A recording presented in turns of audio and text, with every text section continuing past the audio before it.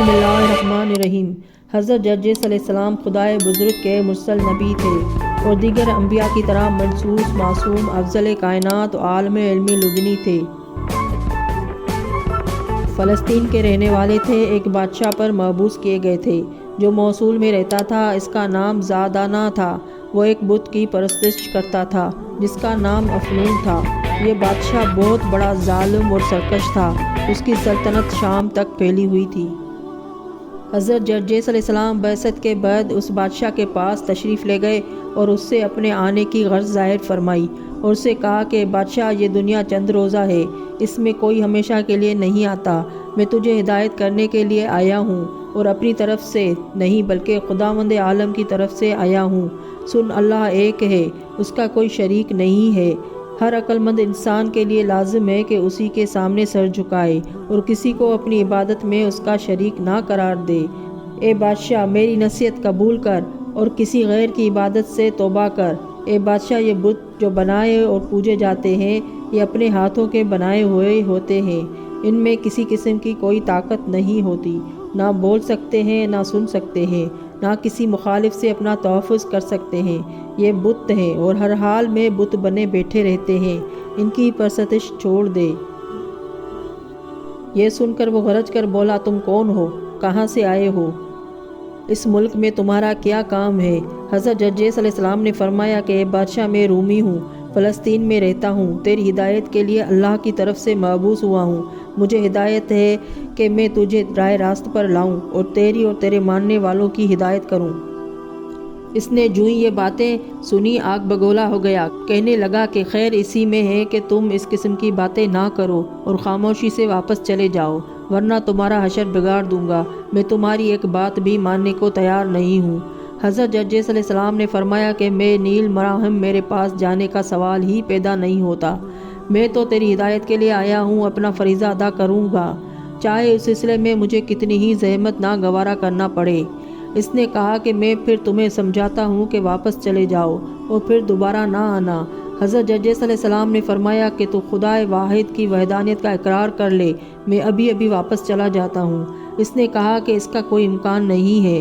حضرت جرجس علیہ السلام نے فرمایا کہ پھر میں تو اپنا فریضہ ادا کروں گا۔ اس نے کہا کہ اچھا، تم اپنا فریضہ ادا کرو، میں اپنا فریضہ ادا کرتا ہوں۔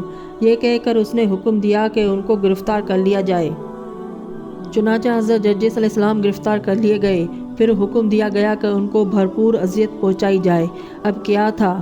حکم حاکم مرگ مفاجات۔ ان کو انسانیت سوز اذیتیں پہنچائی جانے لگیں۔ سب سے پہلے آپ کے جسم کو لوہے کی کنگھی سے کھرچا گیا، جس کی وجہ سے آپ کے جسم کا سارا گوشت ہڈی سے الگ ہو کر نکل گیا۔ پھر اس پر مستدانہ کی زخمی جسم پر سرکہ ڈالا گیا اور موٹے سخت کپڑے سے اسے رگڑا گیا۔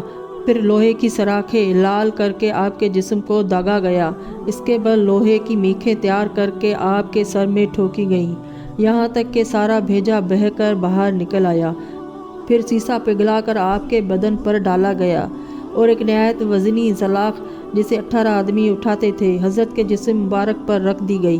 یہ تمام مصائب دن بھر گزرتے رہے مگر حکم خدا سے آپ زندہ رہے، مگر ظاہراً آثار زندگی مفقود تھے۔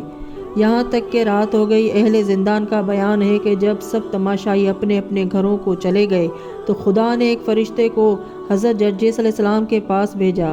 اس نے ہدایت صبر دی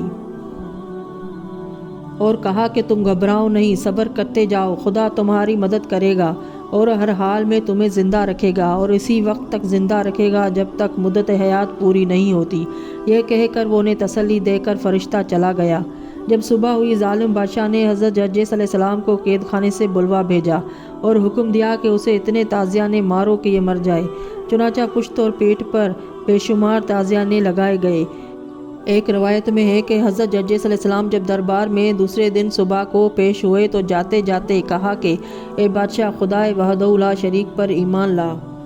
الغرض جب بادشاہ نے ان کو قتل کرنے کی مختلف کوششیں کیں اور کامیاب نہ ہوا تو اپنے ممالک محروسہ کے حاکم کو لکھ بھیجا کہ اپنے علاقے کے جادوگروں کو میرے پاس بھیجو۔ چنانچہ تمام جادوگر آ گئے۔ پھر ان میں جو سب سے ماہر تھا اس سے کام لیا گیا حضرت جرجیس علیہ السلام جنہیں کل قید خانے میں کوڑے لگوانے کے بعد بھیج دیا گیا تھا، پھر قید خانے سے بلوایا گیا۔ جب تمام ساحر جمع ہو چکے تو حضرت جرجیس علیہ السلام جب دربار میں پہنچے تو ساحروں میں سب سے زیادہ ماہر تھا۔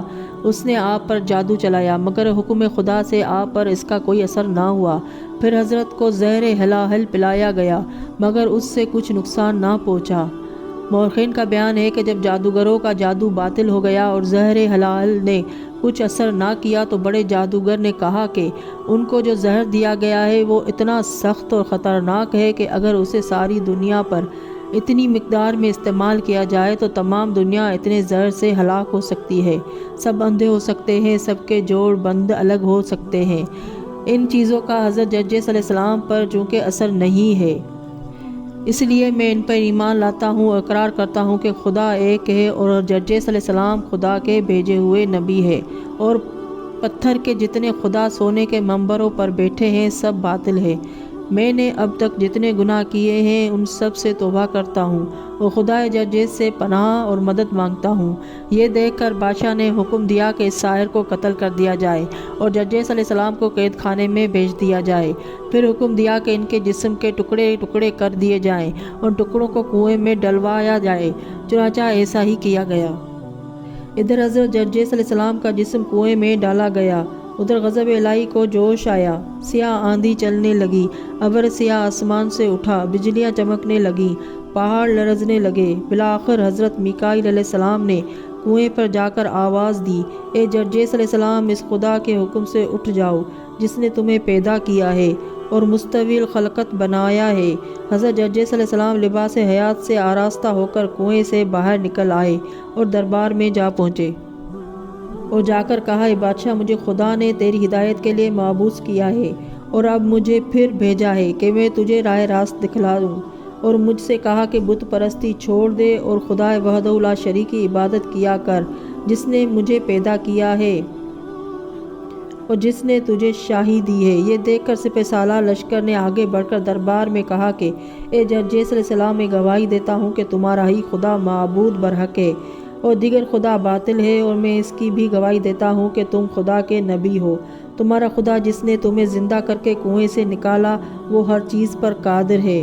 سپہ سالار لشکر کا یہ کہنا تھا کہ اس کی فوج کے 4000 سپاہی اس وقت ایمان لے آئے۔ بادشاہ نے جب اپنی فوج کا یہ حال دیکھا تو حضرت جرجیس علیہ السلام کو قید خانے میں بھیجوا دیا اور ان سب مومنوں کو موت کی گھاٹ اتروا دیا۔ ایک روایت میں ہے کہ اس نے ان مومنوں کو نہایت اذیت ناک انداز میں سزا دے کر قتل کرایا۔ اس کے بعد اس نے پھر ان کو دوسرے دن قید خانے سے بلوایا اور حکم دیا کہ پیتل کی تختیاں آگ سے لال کر کے ان کو زمین پر ڈال دیا جائے اور ان پر جرجیس علیہ السلام کو لٹا دیا جائے، چنانچہ ایسا ہی کیا گیا۔ حضرت جرجیس علیہ السلام کو ایک لال تختی پر لٹا کر زنجیر سے باندھا گیا اور سیسا پگھلا کر ان کے حلق میں ڈالا گیا اور لوہے کی میخیں ان کی آنکھ اور ان کے سر میں پیوست کی گئیں۔ پھر ان میخوں کو نکال کر ان میں سیسا پگھلا کر ڈالا گیا۔ جب حضرت جرجیس علیہ السلام اس پر بھی ہلاک نہ ہوئے تو ان کے جسم کو آگ میں جلا کر راکھ ہوا میں اڑا دی گئی، لیکن حکم خدا سے میکائیل علیہ السلام نے آواز دی اور تمام اجزاء بدن جرجیس علیہ السلام مجتمع ہو گئے اور حضرت جرجیس علیہ السلام کے جسم کی تکمیل ہو گئی اور زندگی رگ روپے میں دوڑ گئی۔ حضرت جرجیس علیہ السلام تندرست ہونے کے بعد پھر بادشاہ کے دربار میں تشریف لے گئے۔ بادشاہ اس وقت دربار لگائے مسند نشین تھا۔ نبی خدا نے کہا کہ بادشاہ، تو میرے ستانے کی طرف توجہ کے بغیر اپنی عاقبت کی طرف توجہ کر۔ یاد رکھ کہ اللہ کو ایک مانے بغیر عاقبت درست نہیں ہو سکتی۔ خدا کو مان اور پتھر کے خداؤں سے جلد چھٹکارا حاصل کر جو شیطان کی پیداوار ہے۔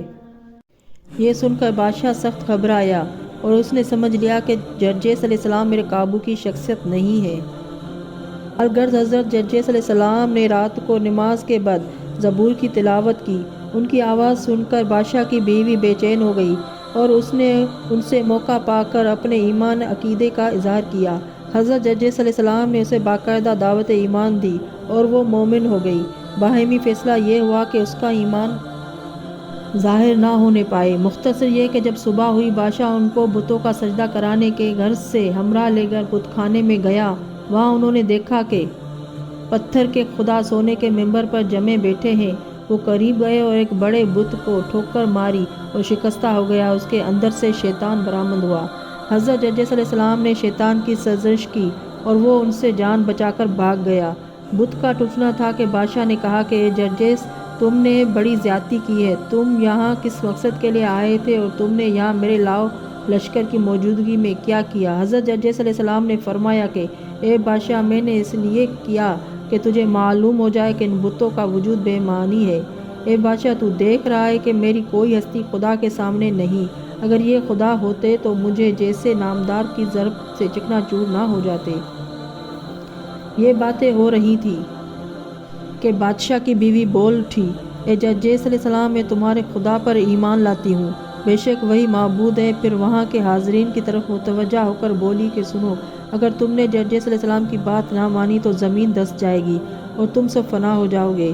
یہ دیکھ کر بادشاہ نے اپنی بیوی کی طرف مخاطب ہو کر کہا کہ اے سکندرا، تجھ پر وائے ہو، تجھے اس جادوگر نے ایک رات میں کس طرح بہکا دیا، حالانکہ میں 7 سال سے اس کی سرکوبی کر رہا ہوں اور مجھ پر اس کا قطعاً کوئی اثر نہیں ہوا۔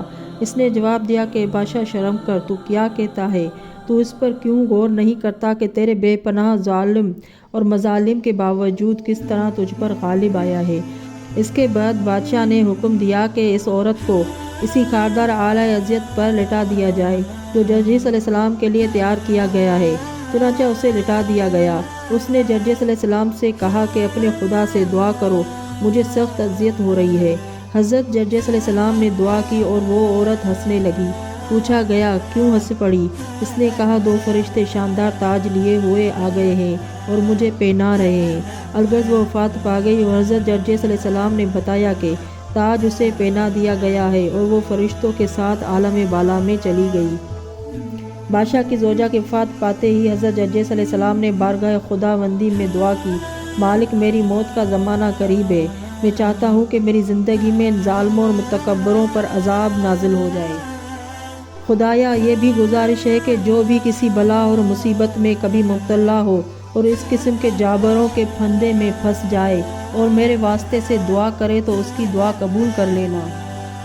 مورخین کا بیان ہے کہ حضرت جرجس علیہ السلام کی دعا کے الفاظ ابھی ختم نہ ہونے پائے تھے کہ خدا نے ان پر آگ برسا دی۔